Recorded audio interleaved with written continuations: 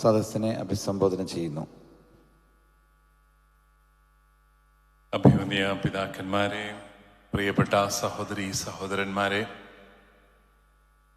പാലാ രൂപത ചങ്ങനാശ്ശേരി അതിരൂപതയിൽ നിന്ന് പിരിഞ്ഞ രൂപതയാണ്.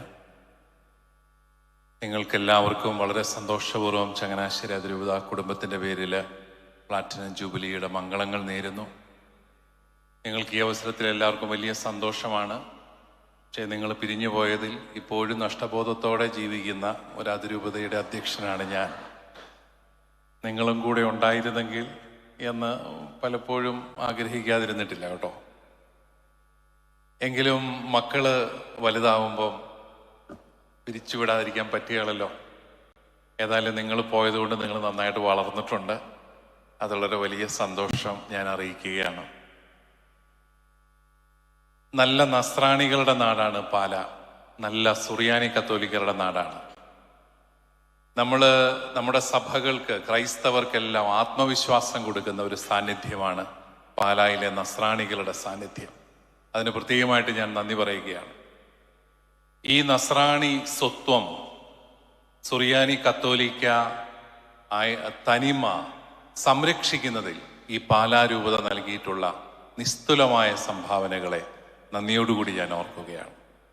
നമ്മുടെ ആരാധനാക്രമം സംരക്ഷിക്കുന്നതിൽ, സുറിയാനി സ്വത്വം സംരക്ഷിക്കുന്നതിലൊക്കെ അഭിവന്യ വയലിൽ പിതാവിൻ്റെ ഇടപെടലുകൾ, അഭിവന്യ പള്ളിക്കാപ്പറമ്പിൽ പിതാവിൻ്റെ വളരെ ശക്തമായ നിലപാടുകൾ ഇന്നും സുറിയാനി സഭകളുടെ ദൈവശാസ്ത്ര അടിത്തറയെ വളരെ വിശാലമാക്കിക്കൊണ്ട് നമുക്ക് വലിയ നേതൃത്വം കൊടുക്കുന്ന അഭിവന്യ കല്ലറങ്ങാട്ട് പിതാവിൻ്റെ നിലപാടുകൾ, ഇത് നന്ദിയോടുകൂടിയല്ലാതെ നമുക്ക് ഓർക്കാനായിട്ട് സാധിക്കില്ല.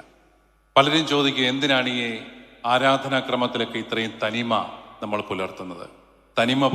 ആരാധനാക്രമത്തിൻ്റെ തനിമ പോയി കഴിഞ്ഞാൽ, ഈ സുറിയാനി ആരാധനാക്രമത്തിൻ്റെ തനിമ പോയി കഴിഞ്ഞാൽ പിന്നെ നമ്മളൊരു വംശീയമായ ഒരു ഗ്രൂപ്പ് മാത്രമാണ്, ഒരു എത്നിക് ഗ്രൂപ്പ്.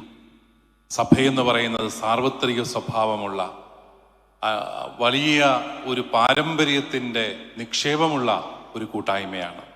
അതങ്ങനെ നിലനിൽക്കണമെങ്കിൽ ഈ തനിമ സംരക്ഷിച്ചേ പറ്റൂ എന്നുള്ള ആഴമായ ബോധ്യത്തിൽ നിന്ന് നമ്മുടെ സഭയുടെ അടിസ്ഥാന ഘടകമായ ആരാധനയും ഈ സുറിയാനി സ്വത്വവുമെല്ലാം സംരക്ഷിക്കാൻ പാലാ രൂപത നൽകിയ നിസ്തുലമായ സംഭാവനകളെയും നന്ദിയോടുകൂടി ഓർത്തുകൊണ്ട് ഒരിക്കൽ കൂടി നിങ്ങൾക്കെല്ലാവർക്കും ആശംസകൾ നേർന്നുകൊണ്ട് എൻ്റെ വാക്കുകൾ ഞാൻ ഉപസംഹരിക്കും.